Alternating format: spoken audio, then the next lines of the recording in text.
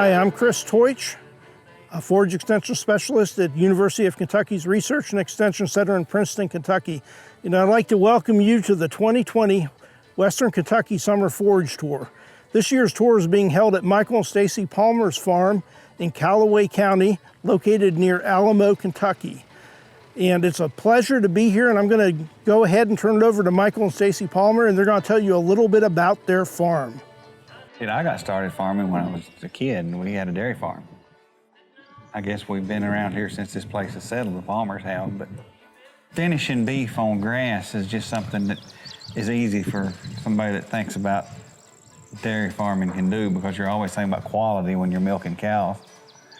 And when we quit milking in '91, I put in a beef herd, and I never fed concentrates or none of the things that all the other beef farmers done. I put out mineral, I fed them good quality hay and good grass to graze. And 2011, we had some heifers that we bred, and 8 of them come up open. And when we realized they were open, they were finishing. And we've been hearing about this grass-fed beef stuff, you know. And I said, Stacie, you think we can sell them as grass-fed beef? I don't know, we'll see. And we got appointments with the butcher, and that was our first 8 that we sold. And I quit selling commercial calves. I didn't sell any more commercial calves after that. We homeschooled our kids, so that's where I started. I put it up on Facebook on the homeschool group, and they were gone they were all sold within a week. So we sell by the cut. It's all USDA inspected. And it's changed how we've sold over the years, but right now we do pickups from the farm. We deliver to people's homes. Farmers market, we do the Murray Downtown Farmers Market on Saturday. We have a few groups in like Evansville, Indiana and Mount Vernon, Illinois, like Mom's Health Food Co-op. So once a month we do a big bulk delivery to those places and meet people. There's about 80 acres here on the other side of the road, and there's about 20 here on this plot. And we've got another 50 we lease in Marshall County, and WA's is about 40 at Kirksey. And I don't keep very many mama cows here. I never keep the bull here. I move my cows every quarter to the bull, so I've got 4 calving seasons essentially. I do that so that I can keep my supply coming steady instead of having 2 groups a year to kill, because you'll wind up overfeeding them if you have 2 groups before you can get them through the butcher. All right, today our first stop on the tour is a crabgrass variety demonstration. We've got 4 varieties of crabgrass planted. I know that sounds a little odd to most people, but crabgrass can actually be a really great and nutritious summer forage.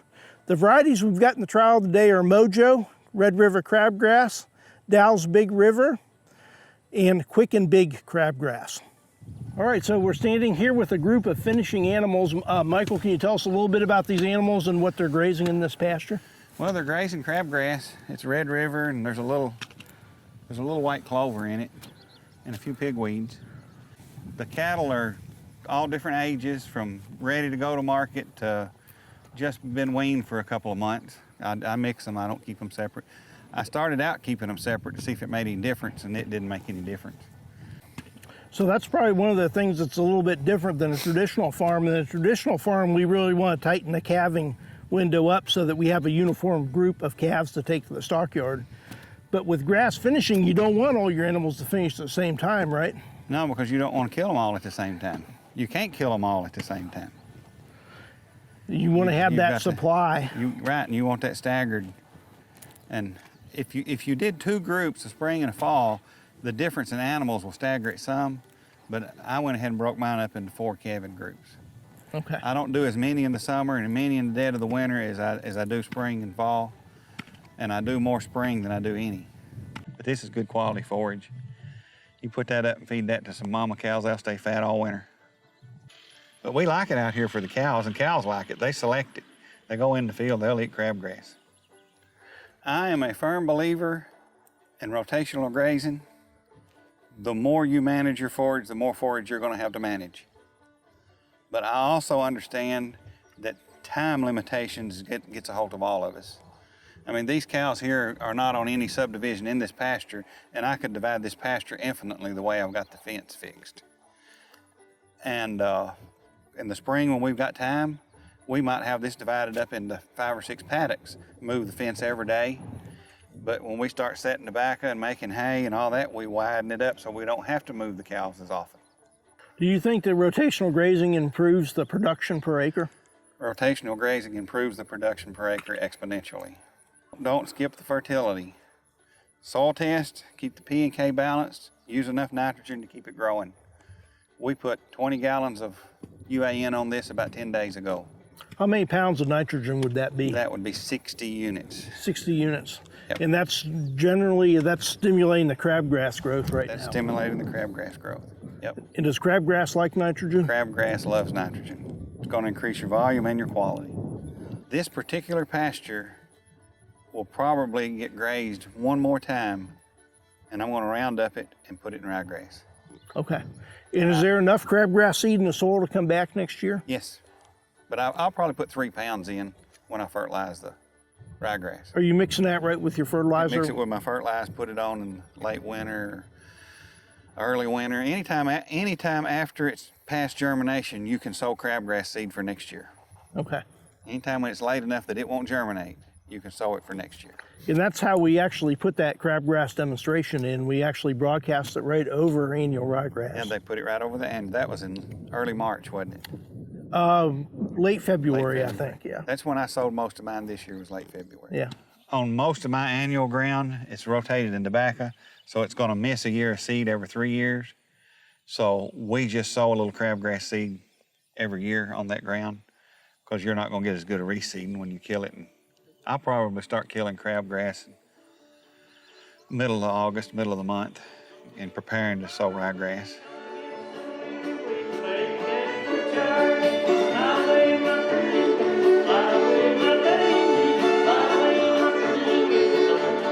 All right, now we're going to head over to our fencing demonstration today. We're working with Beckert and Steve Saracen, and they put up a demonstration fence. It's a high tensile, fixed knot, woven wire fence, probably the best fence on the market today. I'm Stephen Sarson from Beckert, and we're going to talk a little bit about what's called fixed knot woven wire. The unique thing about fixed knot is that the vertical wire is all one piece, and there's actually a third piece of wire that ties a knot. That's why we call it fixed knot. The nice thing about fixed knot is we can use a much higher tensile line wire and a higher tensile stay wire because we don't have to wrap it like we do on a traditional hinge joint. The other nice thing about it is because it's a high tensile wire, it's lighter yet stronger, so we can widen out our post spacings. We're going to put an offset on this wire. Now the offsets that we're going to use on this side actually wind onto the wire, and so one leg goes on either side, and then your insulator's out here, and we'll run the smooth wire through it. On the other side of the fence, you can't really see it. We use a different kind of an offset that nails actually into the wood post, and then you put a staple in underneath that to keep it from twisting. Either one of those will work. Then we'll electrify that, and that keeps your animals from rubbing against the fence and getting against it and working the fence. And what we'll do if we want to divide this fence, let's say we wanted to go out this way and divide this, we can use what they call poly wire, and we'll just tie the poly wire onto a gate handle, and just once we're ready to electrify it, we can use some step-in posts, small posts. You don't have to use a lot of heavy posts, and you just bring that gate handle over, you snap it onto that hot wire, and your poly wire is electrified. And you can make any size, shape, pasture that you want to do. So Michael's got some pretty innovative things going on at the hay storage area. He's actually used recycled barge tops to create a roof for his hay storage shed. The heart of Michael's stored forage program is actually annual ryegrass silage, and he feeds that during the winter months. That's a very high quality forage that can allow him to get good average daily gains on calves during the winter months. So what's unique about this hay feeding area? This hay feeding area was an old gravel pit, so it's always got a solid bottom. So it doesn't get as, he still gets a little bit muddy probably, but well, not yeah, as just much. on top, you know, Yeah. because of the hay waste and the manure, and you can keep that scraped off. So you're concentrating a lot of nutrients by feeding in one spot. How do you manage that? I pile them and let them set till we get their tobacco cut, and then I start spreading manure. And during that time, they'll sort of compost. They won't truly compost, but it does reduce the volume and condenses the nutrient. And then you spread it back onto areas where? I spread it back on the areas where we got the annual rotation. Okay. So you're actually you're actually taking those nutrients and recycling those nutrients That's right. back onto areas where they're removing the nutrients right. from. And how do you feed your hay and your silage? I've got steel troughs for the silage, and then I've just got standard hay rings. They're homemade, but in regular hay feeder to feed hay. Okay. Does that help reduce your losses, you think, feeding? I think that it's essential to put hay in a feeder. I think that if you don't put hay in the feeder, you're going to lose 50 or 60% of it. And if you have hay that is outside, you're still going to probably lose 30% because of the waste of it being sitting out.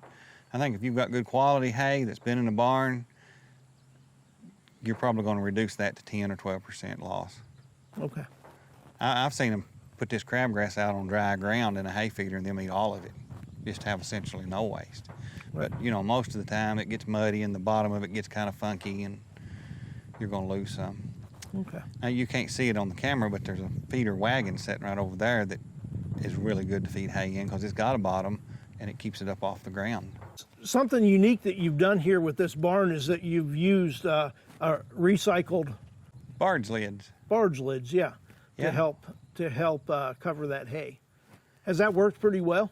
It works great. Tell me how you got the barge lids home, because they're so wide. I have no idea how you transported them home.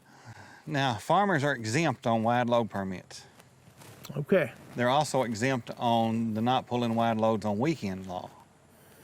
But some places you can't move a wide load on a weekend. So we took a trailer, an 18-wheeler, 48-foot trailer, to Columbus, Kentucky, where they had these, and loaded it on a Friday. And at daylight Sunday morning, we brought them home. They were 22 feet wide. They were high enough to miss the mailboxes. Next up on the tour is the summer annual demonstration area. We've got 5 separate strips of different mixtures and summer annuals. Our first one is a legume mixture. It's got lots of different species in it. Our second strip is what we call Chris's Crazy Mix. It's got 12 different species in it. Our third strip is a pearl millet.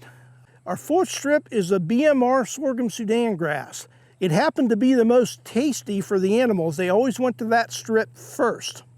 And then our last strip is a conventional sorghum Sudan grass, just a good solid variety that you could get at your local farm store. We've got a nice demonstration here of how we can use summer annuals in grazing systems.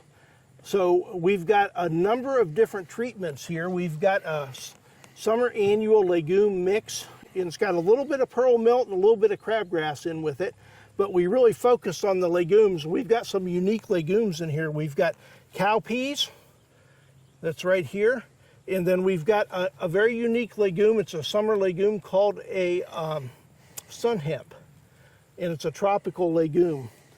And these legumes can supply nitrogen during the summer months to this mixture. This particular mixture right here has not had any nitrogen applied to it. And the crabgrass that's in this mixture, along with the pearl millet, still has a pretty good green color, so they're gaining some nitrogen from these legumes. There's a little bit of root leakage when we use these summer annual legumes that will supply the companion grasses a little bit of nitrogen. Not as much as you would, as if you would have put nitrogen on this field, but the legumes tend to do better when we don't apply nitrogen. One thing we wanted to mention was when forage gets taller like it is in here, so this is probably about 4 to 5 feet tall, we tend to get more trampling and more wastage of the forage. And there's always a debate on whether that's good or bad. And from a utilization standpoint, it's bad. So we're not getting as much of the forage in the animal's stomach. So that's not ideal. From a soil health standpoint, it may not be a terrible thing because we do get a lot of residual or trampled forage on the soil surface. That helps to moderate the climate on the soil surface. It also provides habitat for everything else that lives in the soil, insects and bacteria and fungi and so forth. It provides a habitat for. So that's kind of a positive thing about leaving a little bit of residue on the soil surface. All right, so this is the what we call Chris's Crazy Mix. It's got 12 different species of summer annuals in it. I'm not going to list all those species, but it's got grasses, and it's got legumes, and it's got forbs in it. Forbs are a broadleaf plant like a sunflower. Here's one right here that doesn't fix nitrogen. So some of these species are more palatable than others. We've done some work with one of my graduate students on campus, at the research station in Princeton. And what Kelly has found is that this crazy mix did not have higher average daily gains than our simple mixture or our monoculture of brown midrib sorghum Sudan grass. So the question is, why would you plant a complex mixture like this? It is more expensive. It may have some other benefits that we don't fully understand, like creating habitat and food sources for other things in the soil, like maybe pollinators or other species that live in the soil. Stacie, what do you think is your biggest limiting factor when it comes to marketing? I've started doing lots of specialty stuff like snack sticks and summer sausage and that type of thing. But that's your ground beef meat that you use for that. And that's been tough because it's hard to get people to come out to your farm, like say for us to drive from Paducah if you don't have ground beef available. So just trying to keep the balance between your specialty stuff, your ground beef, and your steaks. That's the hardest part for me. We use Laird's Meat Company at Benton, and we have a standing appointment. We take 2 beef every other week. I work there when they process our beef. I do all the vacuum sealing and all that. That way I know I'm getting what I want. If you don't make any specific claims like grass-fed, you can have it approved at your local butcher. But if you make a claim, then it's got to go federal. It's got to be approved. But Do you have grass-fed on yours? We do not. We probably should, but we've never done that. Okay. But I designed our label. I wanted Kentucky Proud on it. I want to thank you for taking the time to be with us on this year's Summer Forage Tour at Michael and Stacie Palmer's. Especially want to thank Michael and Stacie for opening their farm up to the group today. We had a great meeting and great music after, and a great grass-finished burger and hot dog dinner. So if you have any questions about this conference, please get with your local extension agent and they'll be able to help you get them answered.